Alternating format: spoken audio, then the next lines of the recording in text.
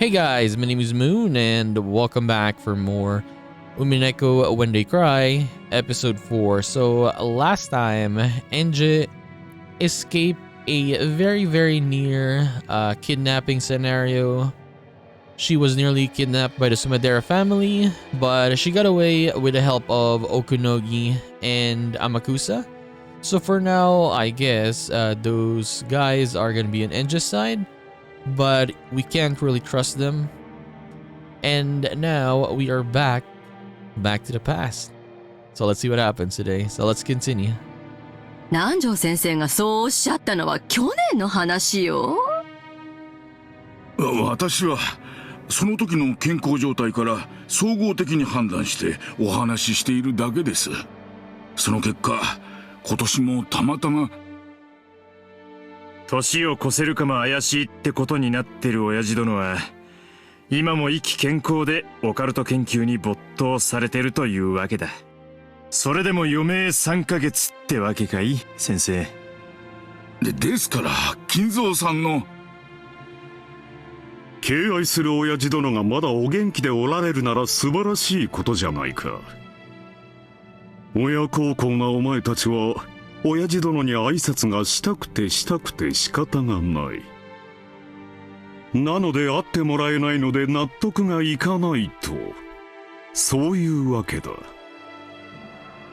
日も沈まぬうちから遺産分配の川残用を始める皆さんのことを思えば、お父様の会いたくないという気持ちも分かろうというものです。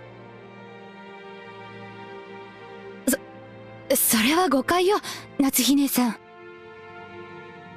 ただ、親父とて不死身じゃねえ。いつ死ねと言ってるんじゃない。いつかは死ぬと言ってるだけさ。Okay. それに備えての話し合いだってだけの話じゃねえか。それが不敬だと言っているのです。よしなさい。I mean, it's really disrespectful though, right? I mean, your dad is gonna die. また君の頭痛に触る。And I mean the way they talk, I guess, yes. The way the others talk, that oh, he's gonna die, so we need to prepare. Like, what are we gonna do? What are we gonna get when he goes away, when he's done? Cross told Natsu, who had risen from her chair in agitation, to sit down. Trying to smooth over the atmosphere, which had suddenly become filled with suspicion, Hideyoshi put on a forced smile and motioned for everyone to calm down. 夏日さん、誤解せんといてや。立つ鳥後を濁さずっちゅうことわざがあるやろ。これはその見送る側の話や。やがては必ず旅立つお父さんをきれいに見送るための相談なんやで。さすが秀吉さんだ。同じ話をするにしても実に知性的だ。そうよ。兄さんと違ってね。Unlike you. よせやい。話が進まねえ。それでだな兄貴。俺たちは遺産の話云々は抜きにしてもだ。Okay. たとえ親父に殴られても構わねえ。早い話が親父に直接会って挨拶がしてんだ。親父が嫌だと言ってもだ。書斎に閉じこもってるなら源氏さんに鍵を借りてでもな。な、ローザ。まあ無理やりってわけじゃないけれど。It's not like we're forcing you, but we actually are. だってかなり長い間私たちはお父様にご挨拶していない。余命わずかだというならもう二度と会えなくなる可能性だってある。今日がお父様と言葉が交わせるかもしれない最後の機会だし。But why don't they allow it, right? Like, yeah. Let's say even though they don't talk about the inheritance, all of that, like why can't they meet with Kinzo though? What is the reason? そうそう。ローザの言う通りよ。余命3ヶ月ってことはいつ亡くなってもおかしくないってことなのよ。It wouldn't be odd for him to pass away anytime now. それなのに私たちに最後のお話をする権利さえないというの？それはいくらなんでもあんまりな話じゃないのかしら？あなたたちのしたい話というのが本当に挨拶なら、お父様も喜んでお会いになられるでしょう。しかしお父様は、皆さんがどのような不敬な話に及んでいるか、すでに聞き及んでおいでです。お父様でなくとも会いたい気持ちになるわけがない。お父様がお会いになられないのは他でもない、皆さん自身のせいではありませんか？ Okay, even if, let's say, don't let them talk to him, right? At least try to maybe let them see him. Yeah, let's just like open the door, right? Let's just say he's sleeping. Like, isn't that enough? まったくだな。どうして親父殿がお前たちの顔を見るのも嫌か。自分の胸に手を当てずともわかるのではないかね。Like, because what are they hiding, right?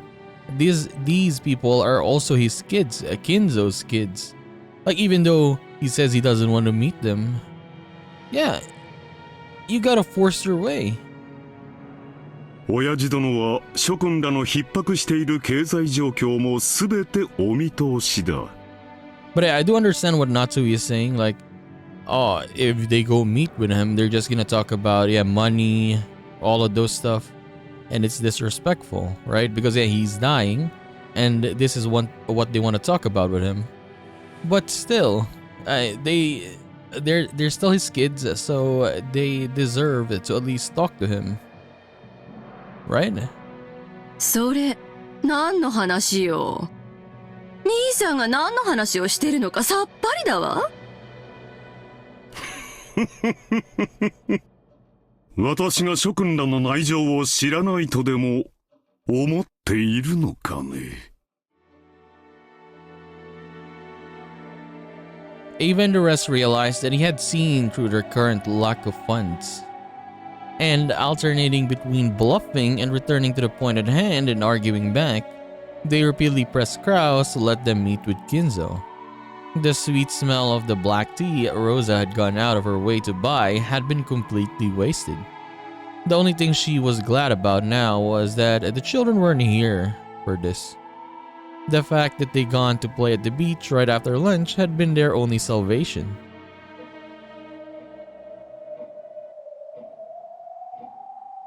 Ava made as though to tackle Kraus, and Hideyoshi and Kirie cut in between them, trying to calm both sides.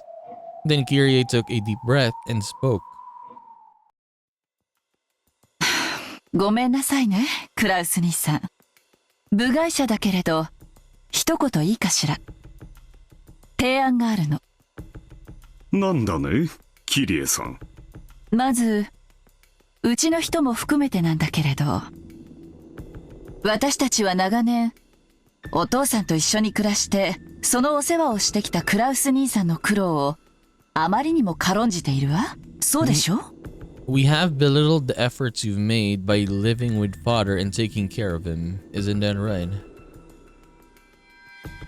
そりゃまあ、俺たちは外に出て気楽でいいが、何十年もおもりをしてきた兄貴は、そりゃ苦労はしたろうな。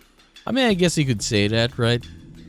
I mean, he is a successor, so he's very, very close to what his dad is doing, all that stuff. But yeah, we were talking about, when Anju was talking with Okunogi, that Kinzo was thinking about giving it to Ava, right? The successorship, or being the successor. I mean, imagine that you've been living with your dad, or at least I guess, yes, taking care of him because you're the successor. Let's say, I mean, even if, let's say Kraus didn't really want to do that. Like, he was, kind of, let's say, forced. Because, yeah, he is a successor. And then Kinzo is just gonna transfer it to Ava. Damn, that would hurt a lot, right? That would really hurt. それは認めるが、それが何だってんだ、キリエ。私たちは、クラウス兄さんがお父さんの世話人であることを認めざるを得ないのよ。I mean, that is true. だってそうでしょ？ Yeah, that is right. 私たちはお父さんをずっと恐れてきて、その世話をクラウス兄さんに押し付けてきたわ。その苦労は誰もが認めるはず。ですよね、エヴァ姉さん。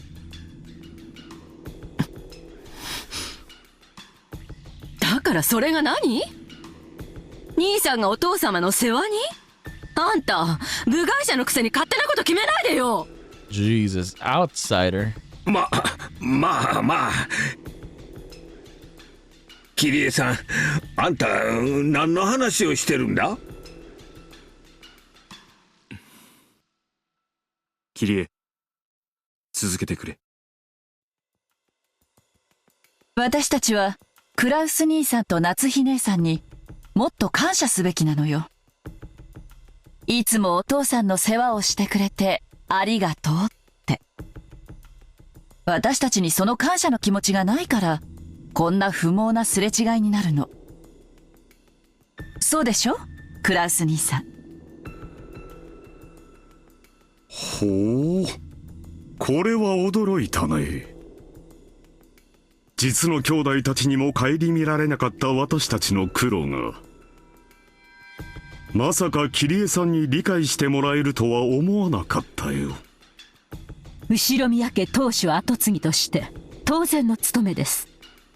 そうね、当主跡継ぎとしての責任よね。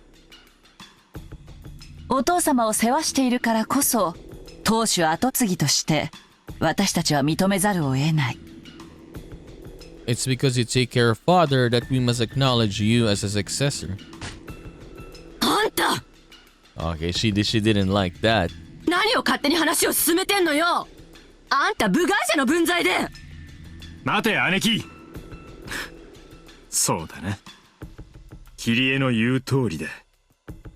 親父の世話をしているからこそ兄貴は跡継ぎなんだ。お前の言う通りだ。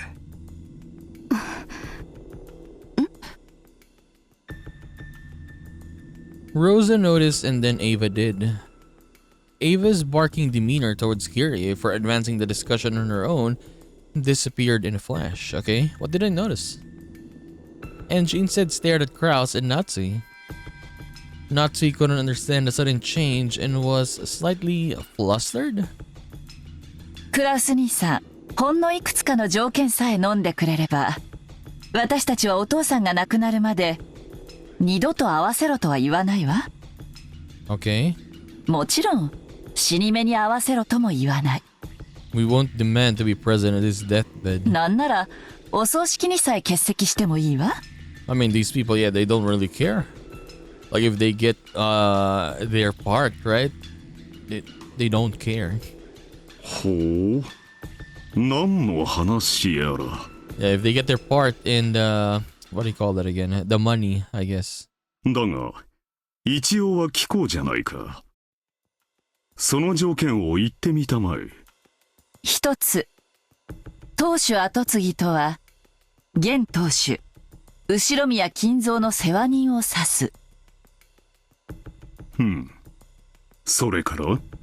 一つ、世話人の責務は後宮金蔵の終生の世話をすること。早い話が最後を見とるまでが仕事ってことね。クラウス兄さんには元よりその覚悟はあるから問題はない。当然だ。そこまでの条件には何の依存もないね。元より私が実行していることだ。一つ、世話人が万一その監督責任を怠った場合、世話人の権利は剥奪される。 With that sentence, all slack disappeared from across his face. Natsuya alone was still having trouble figuring out what it meant. ほう。世話人の監督責任とはどんなものかね。お父さんが寿命の限りを健やかに過ごせるよう監督するということよ。もっと詳細に言うわ。 Okay. お父さんが自然死以外の理由で死亡した場合、世話人の権利は剥奪され、当主跡継ぎの権利を失う。In the case that father dies anything other than a natural death, the caretaker will be deprived of his rights as caretaker, and his status as a successor to the headship will be lost. その際の当主跡継ぎには、次の序列であるエヴァ姉さんを選ぶこと。なんですって？そんなよまいごと、よくもシャーシャーと。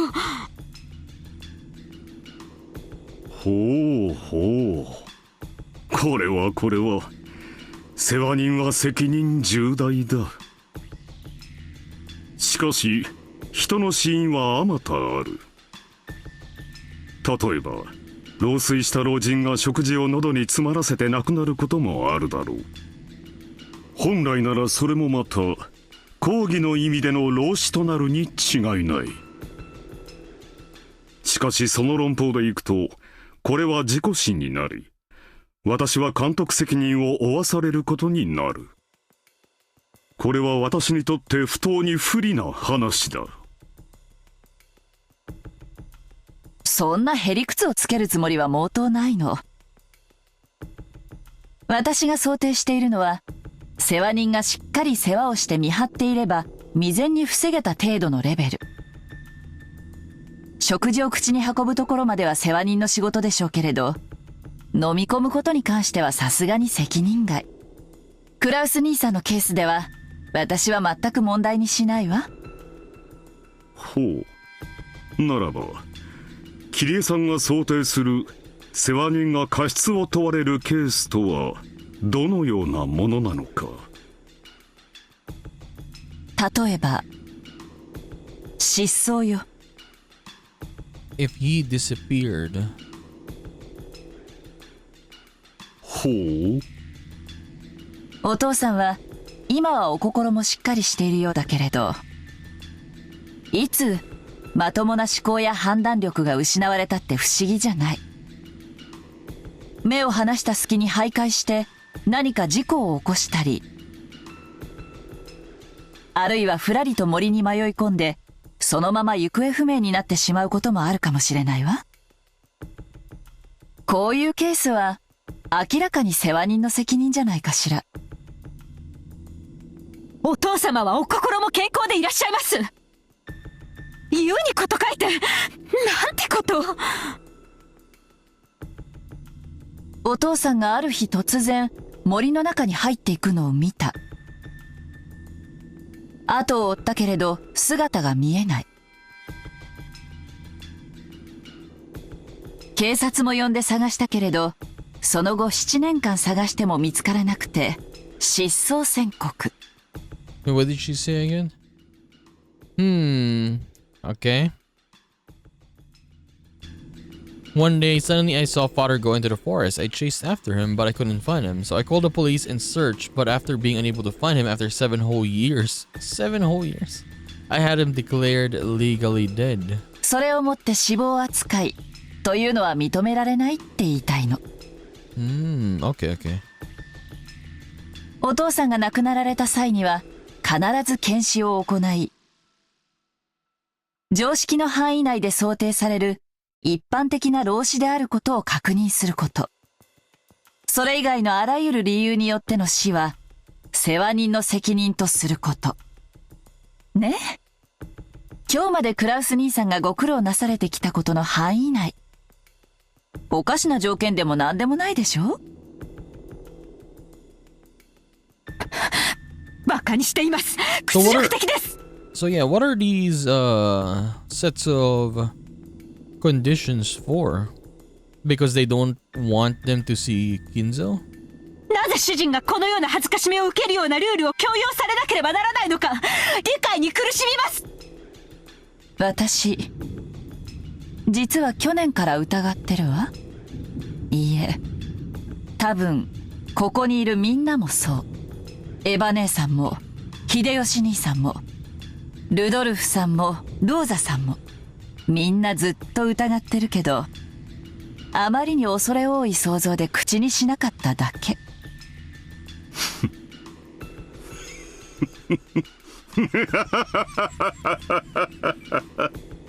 Well, so what she's saying is, yeah, they're suspecting that what Kinzo is dead, like this whole time. なるほど。お前たちはこう言いたいのかね。Like he is dead already, and then Natsui and Kraus are hiding it. And yeah, I guess with the servants as well. Can you even hide that with the servants, right? Like they ordered them, for example, to, let's say, act like he's there. Especially with the other family members here. I mean, you could say that, right? I mean, yeah, you could say that. That's why they don't want them to meet with the other family members. I mean, yeah, that makes sense. 親父殿はもうすでに死んでいて、私がそれを隠しているのだと Yeah, that really makes sense. Yes. ああ、そうなんだ。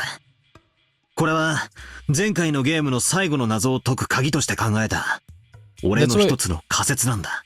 Yeah, that's why we never see Kinzo like talk to anybody else. For example, except for, yeah, let's say the servants, and then Natsuhi. Pretty much, right? Yeah. Oh yeah.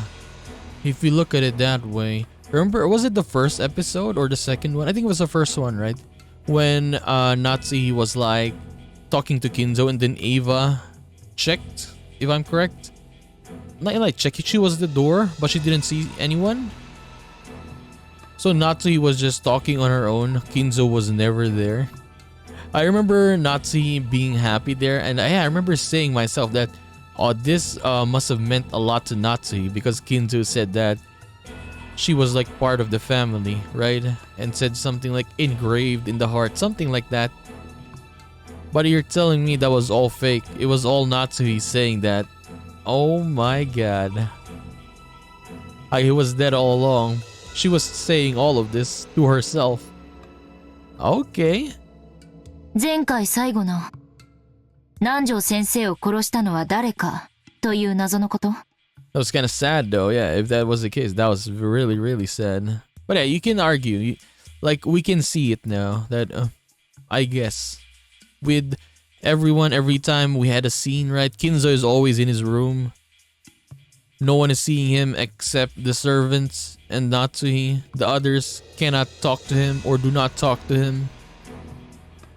そうだ。確かに魔女は赤で宣言したさ。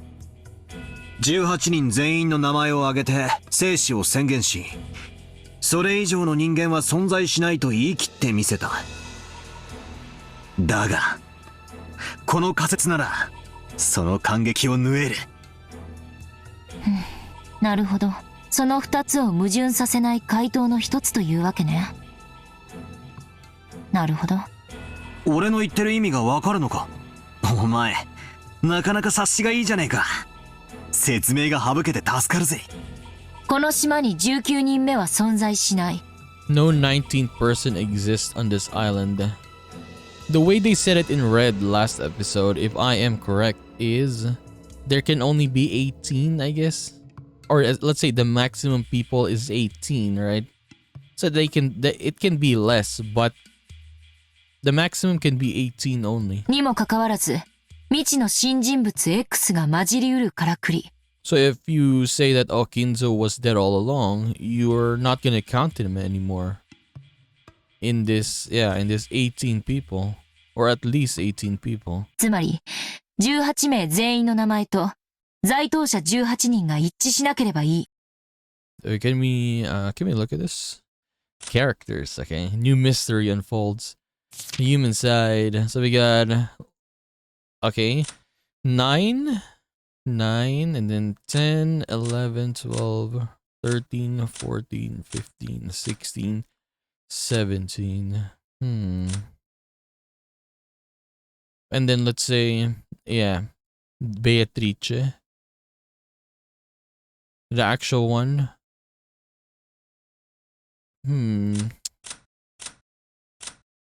Never mind. I'm getting confused again. Okay, let's continue for now.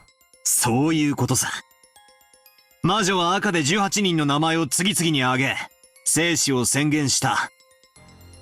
さらにその上、島には18人を超える人間はいないとも宣言したわけだ。ここには一つの錯覚があった。It was never guaranteed that the 18 names equals 18 people on the island. Yeah.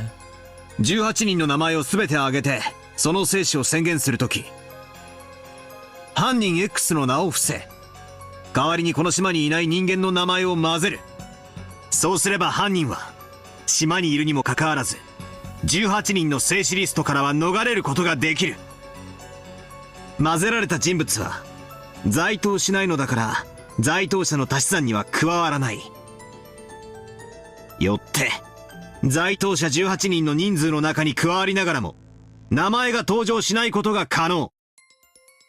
2つの赤字宣言は、それぞれが単独なんだから。このその、犯人の名をごまかすために使う人物名には、いくつかの条件があるわ。まず、在当していないにもかかわらず、私たちが在当していると信じている人物。Even though this person isn't on the island, they got to be someone we think is on the island. そうでなくては騙せない。そして、その人物は死んでいることが好ましい。なぜなら、死ほど完璧なアリバイは存在しない。あの時点での謎は、18人全員が犯行不能であることに立脚しているのだから。そんなところ？ああ、そうさ。そしてその人物が、まさに、じいさまなんだ。今、キリエさんが言わんとしていることはただ一つ。実は、部屋に閉じこもってて誰にも会わないと言っていることになっているが、じいさまはすでに死んでいて、クラウスおじさんがそれを生きてると嘘をついてる可能性があるってことなんだ。That's right. Grandfather was closed up in his room the whole time and no one saw his face. Maybe he was already dead. And Uncle Kraus and the others were conspiring together, trying to trick everyone. 金蔵が死ねば遺産分配が発生する。Yeah, because if, let's say, Kinzo dies, the inheritance is gonna be split up. But if they can pretend to say that, oh, Kinzo is still alive, and yeah, Kraus is pretty much in control of the assets and everything like that.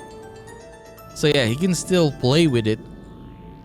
Because yeah, they're pretending that Kinzo is still alive. No one knows, let's say, right? It will be beneficial to him, is what I'm saying. Because yeah, he can use all of these assets. But if he announced that, oh, Kinzo dies, that assets that he's been using is now gonna be split up. Because yes, there's an inheritance. Sure, he is a successor, but Kinzo has his other kids as well. So he has to give them as well their part of this inheritance. しかし、金蔵が死ななければ、いえ、金蔵が死んでも、それを告知しなければ、遺産分配は発生しない。つまり、クラウスおじさんは、じいさまの財産をすべて独占できる。Exactly. そうさ。動機は十分なんだ。Maybe a 19-person X really doesn't exist on this island, but a person X existed, and that person was the 18th person. つまり、この島の本来の人数は18人じゃなく17人だったんだ。そこに未知の人物 X が隠れ潜んでいて、犯行を行ったんだ。Okay, let's just talk about it later. Let's just listen for now. どうだ、ベアート。Okay, here she comes. 出てこい。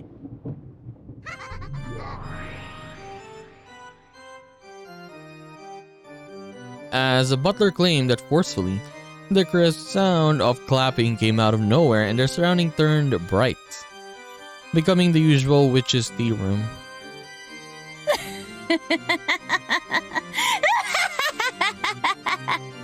ブラボーブラボー。そなたごとき無能にしてはようやくの感は否めぬが、とにもかくにも一つの回答を出してみせた。思考停止ならコンクリートの塊でもできる。つまりそなたはようやく今、ようやく知性ある存在に進化できたわけだ。But yeah, seriously, honestly, it's nice that she's back. she's back to like this. Last episode, half of that episode, she was pretending to be a different Beatrice, a different Beato, right? ただ涙を流し、はがみしながらわらわの靴を舐めるだけの存在から、ようやく一歩を踏み出したと言えようぞ。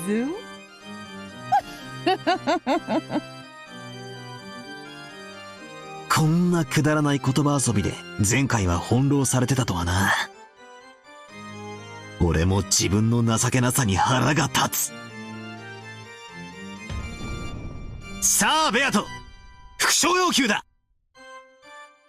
在当者18人の中にじい様は含まれてると宣言できるものならやってみろ。ああ、できやしねえさ。すでに死んでるんだからな。てめえのまやかしはこれで終わりだ。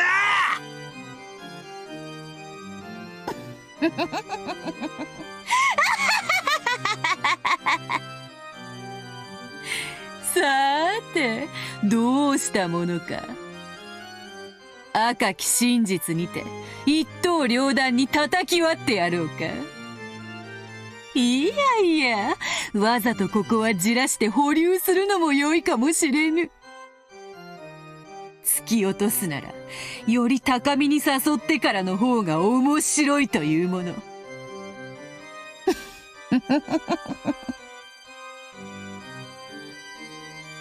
As Beato sneered obnoxiously, she looked like she was searching for an expression that would tick me off even more. As though she was saying that the answer I reached was impossibly ridiculous. Compared to me, annoyed as I was with the witch's attitude, Gretel had a blank and composed expression on her face. Almost as though she'd expected the witch to act that way. なるほど。バトラが学んで成長するように、魔女も学んで成長するのね。どうしたよベアト、もったいぶるんじゃねえ。苦笑できるってのかよ。答えろ。 Repeat it. よしなさい、バトラ。魔女は安易に答えないわ。自らが利すると思わない限りね。何？どういうことだ？これまでのゲームで、あなたが赤き真実とやらで翻弄されていたから、魔女は何度もそれを繰り出してきた。You've been toyed with. でも、今や状況は違う。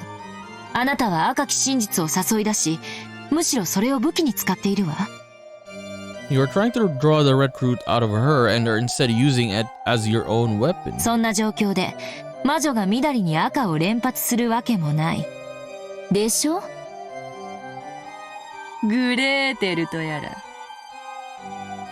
そなたはバトラと違い、なかなかに頭が冴えるようだ。わらわも恐ろしい敵を迎えたものよ。その通り。バトラがわらわの赤き真実を期待する場面で、なぜに期待に応えてやらねばならぬ義理があるというのか。ない！わらわにはそなたが喜ぶことをする義理など、今朝食ったクロワッサンのパンくずの一かけらほどもない。この野郎。その顔。わらわが赤き真実などという遊びを始めたのは、そなたのその顔を見たかったからこそよ。その表情が拝めぬというなら、わらわにはこんな遊びをする理由がない。負け惜しみだろ。俺の不詳要求に応えられないからって適当なこと言ってごまかそうったってそうはいかねえぞ。うぬぼれるな。その程度の答え、造作もなく切り捨てられる。だがそれをわらわはわざわざ赤で言わぬ。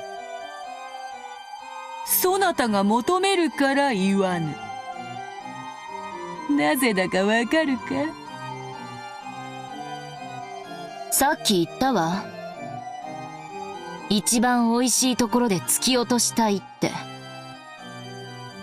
その性悪な魔女はね、あなたが求めるところではもう赤は使わないって言ってる。つまり副賞要求なんていうお遊びにはもう付き合わないってことよ。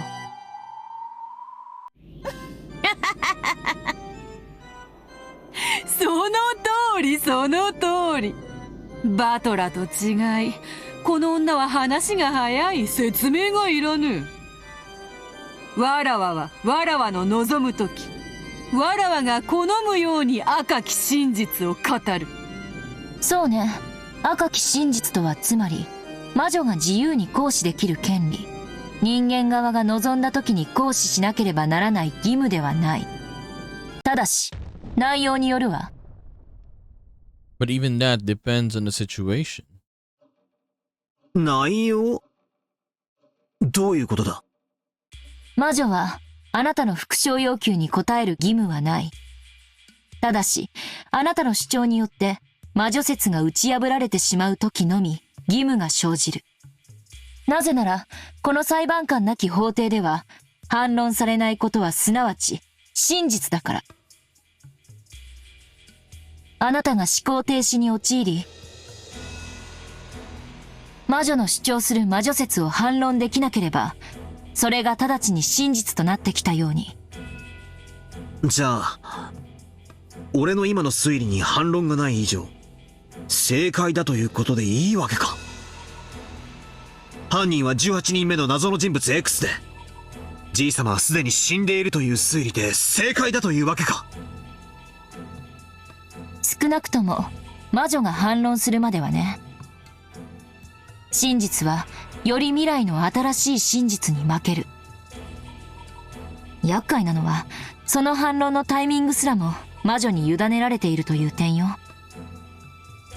つまり今のあなたの推理が正解しているのか、それとも間違っているにもかかわらず魔女がその反論を保留しているのか。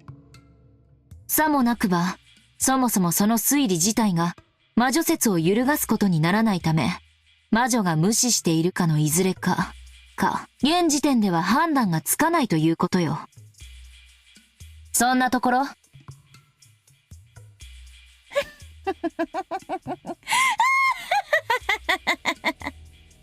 ベルンカステル教名、つくづく厄介な駒を送り込んでくれたものよ。おかげでわらわの出番がさっぱりない。魔女はあなたの副賞要求に対しタイミングをずらして答えることを覚えたのよ。ディレイトでも呼べばいいのかしら。ふざけた真似を。じゃあ俺は間違った推理を掲げたとしても、ベアとはわざと否定せずに俺を泳がせ、さらに壮大に推理を広げた最後の最後にその根元をちょんと断ち切って全てをひっくり返してくる可能性さえあるってわけなのか。A single piece of reasoning becomes a bridge to the next piece. By demanding that she repeat lines, I've been able to strengthen my position and advance bit by bit. But since that bastard Beato learned this range delay tactic, I can no longer confirm or deny my reasoning. This is like finally finding a staff that'll let me search around in the darkness only to lose it right away. I am just stuck now, right? こらこらバトラ、そんなに絶望的な顔をしちゃわらわのよだれが止まらなくなっちまうじゃないかい。その杖はもともと不甲斐ないそなたにわらわが与えたものに過ぎぬではないか。ようやくこれでハンデなしの対決になるだけだぜ。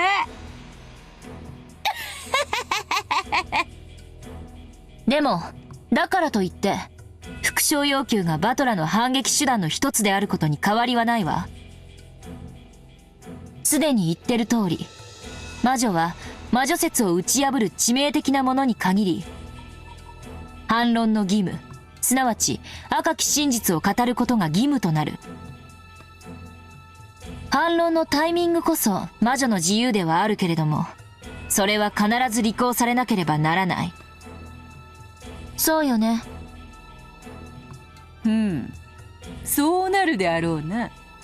ゲームの終了時までにわらわがバトラの提唱する人間によるトリックを否定できなかった場合、バトラはそれを理由にわらわを否定し、勝利を宣言することが可能となろう。それは人間側が提示するトリック説。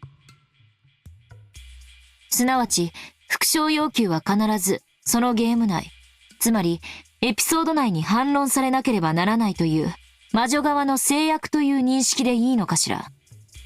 During the episode. そうなろう。バトラの目的はわらわがこの島で繰り広げる愉快なゲームのすべてを人間で説明し、わらわを否定してみせることだ。それをバトラが成し遂げたなら、その時点でバトラはゲームの勝者となるであろうぞ。ルール確認。ゲーム終了時とはゲーム内の六軒島時間で1986年10月5日24時00分という認識でいい？問題ないぞ。そのゲーム終了時に人間側が全ての謎についてトリック説を主張できていて、かつ魔女側から反論がない場合、人間側は勝利を宣言できるものとする。問題ない？もう少し厳密としよう。ゲーム終了時に魔女側には反論の機会が与えられるものとする。時間を切ってもらうわ。1分よ。1分以内に反論が行われない場合、勝利は宣言されるものとする。ならば同じルールをそちらにも課させてもらおうぞ。ゲーム終了時に人間側は与えられた謎に対し1分間の反論時間が与えられる。その時間内にたった一つであっても反論されない謎が残った場合、魔女側の勝利となり、そのゲームは終了する。 So pretty much, yeah, both sides has been countered now. 兆候を理由にゲームを止められては今日をそぐのでな。くそったれ。俺を抜きで話が進んでやがるぜ。 But yeah, honestly, I like the addition of Enji in this side, in this world, this meta world. だが話は大体分かった。俺の復唱要求は即座でなくとも必ず反論されなくてはならないわけだ。ええ、そうよ。そしてそれは10月6日0時01分までに必ずなされる。ただ注意して。魔女はあなたの復唱要求をたった一つ切り捨てるだけでいい。すべての謎を解き明かさない限り、あなたに勝利は宣言できないのだから。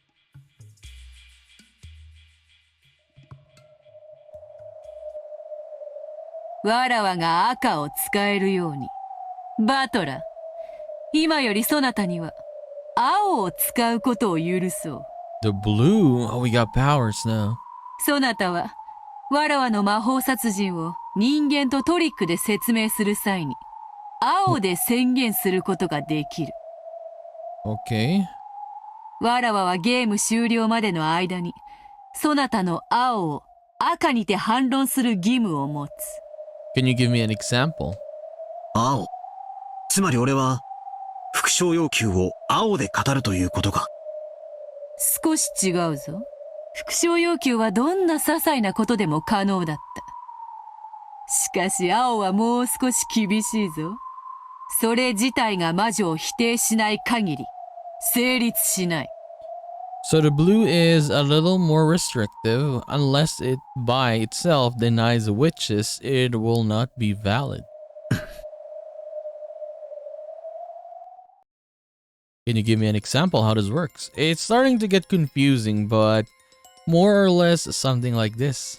For example, let's take one of the riddles in the past where I ask her to repeat something. The actual number of the master keys is 5. That had been to confirm that there really were 5 master keys when she claimed that there were more than 5. But since that by itself wouldn't deny witches, I can't say it in blue. Okay, I mean, I guess, yeah. So in order to speak in blue, I need to say something like this. So you need to rephrase it. The actual numbers of master keys was greater than 5. The culprit entered or exited the room with that extra key. Only then would the witch who claimed that this was a closed room murder made with magic be responsible for making a counter argument. In other words, I can't demand that you repeat something that merely confirms the premises of my reasoning. That'll probably be a significant disadvantage for me. It's enough to make the red Beato use to toy with me until now look extremely merciful. くそ。仮に俺がある密室について仮説を立て、それを青で語ったとしても、ベアトがそれを最後の最後で否定してきやがったら、俺には次の仮説を立てる時間すらもねえってことじゃねえか。このルールは最悪だ。俺にばかり不利だ。Is it kinda hard to use though? Yeah, I think so. また戦う前から屈服？落ち着きなさい。一つの謎に対して青は一度しか使えないとは言われてないわ。それがどういう意味かわかる？いや、どういう意味だ？これまでのあなたは仮説を一つ立てては魔女の顔色を伺い、それがダメだったらその時改めて別の仮説を立てるという情けない戦い方だった。それじゃあ魔女は追い詰められない。じゃあどうやって戦うんだ？ So is Butler the only one who can use this blue, not NJ? Is that it? ええ、そうよ。謎に点で挑むんじゃない。You don't attack her riddles with a point. 面で襲いかかるのよ。You assault them with a wall. あなた、以前のゲームで推理の姿勢はそうあるべきだと自ら言ったわ。Assault with a wall? That's right, I said so myself earlier. Guessing and trying to expose the mystery is trying to shoot a distant target with an arrow. Until now, I've just been shooting off arrow after arrow, asking the witch if I scored a hit, and then preparing my bow again once I'm told that I've missed. So there's no way I'll hit at that rate. Bullets might be a better example than arrows. If you take one shot after another at a distant target with a handgun, you probably won't hit it easily. So how can you hit it? If a handgun doesn't work, use a shotgun. Instead of a single bullet, beat her down with a shot comprised of countless projectiles at once. Shot scatters so it impacts a wide area. That makes it optimal for shooting small fast targets like birds. So that's right, there's no rule that says I have to guess like a pistol, shooting one shot off at one at a time. Making a single theory and just hoping that it hits is no better than stopping your own thinking. So blast away with a massive number of bullets of guesses and make them impact like a wall so that only one of them hitting the target is enough. 青か、なるほどな。お前の赤き真実が切れ味鋭い日本刀みたいなもんだとしたら、俺の青はどうやら散弾銃。いや、火力で魔女を蜂の巣にする機関銃だぜ。下手な鉄砲数打ちゃなんとやらか。そなたらしいそやな例えよ。推理小説なんかのクライマックスはいつもこうだった。名探偵が容疑者を一堂に集め、たった一つの推理を披露して、それを華麗に当ててみせるんだ。まるで一本の矢で見事にリンゴを射抜くウィリアム・テルのようにだ。だからこそそれが美徳みたいに誤解しちまってた。It probably would be splendid if I could shoot through the truth with a single guess. But that isn't realistic. Look at real wars. Do they really have everyone pull long guns out of the trench? aim really well and take shots at each other one at a time? I mean, back then, they don't, right? They fire rapidly all over the place. They pin down the enemy with a barrage. I mean, the Civil War, right? I mean, in movies like Civil War, they would just stand and shoot. I mean, but yeah, I guess in like a World War, yeah, people would just shoot and shoot. Even if they don't look, just keep firing. Reasoning is the same way. Because of that weird virtue, I've been stuck thinking it's better to take one line of reasoning at a time. We humans can fire off countless guesses and possibilities.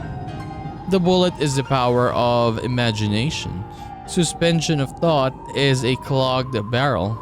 The pathetic way I've been reasoning up until now is like a pea shooter. I've been so lame, weakly firing off shots, getting them denied in red and then taking the next bullet and reloading. So my blue truth, which claims that humans in tricks are what's real, will overpower its target, the illusion sold by the witch, with its firepower and the force of what I can imagine.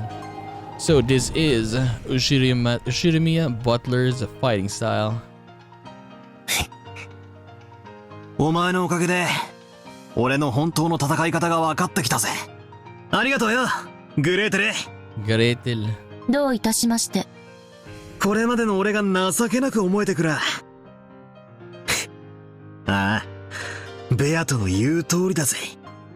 これまでの俺はハンデをもらってきた。そいつを認めるぜ。新ルール、了解した。俺には俺の戦い方がある。そいつを見せてやれ。 Okay, nice. Example. その息やよし、気に入ったぞ。ならば早速使ってみるがいい。そなたの青き真実とやらを。Yes, use it. Use it, please. ああ、使ってやるぜ。この青き真実だ。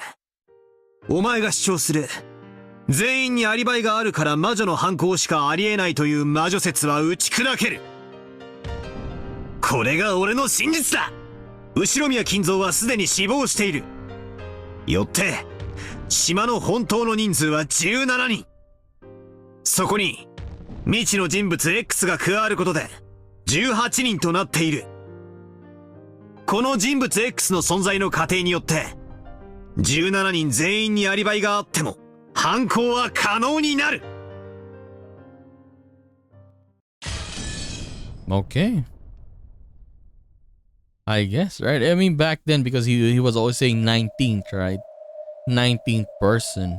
But it was つまり always 私たちはこれ以上お父様への面会を拒まれるならば以下の仮説を立てなければならないの。 Okay. So yeah, back then he would always say like 19th person, and then Beato said it in red, right? That people in the island can't be more than 18. So yeah, that pretty much canceled it. So now, if we have this argument that yes, Ginzo might have already been dead, now you can bring that argument of Butler back now, right? And say that, I mean, yeah, for me personally, yes, there's an extra person. Like, even though we didn't, how do I say this?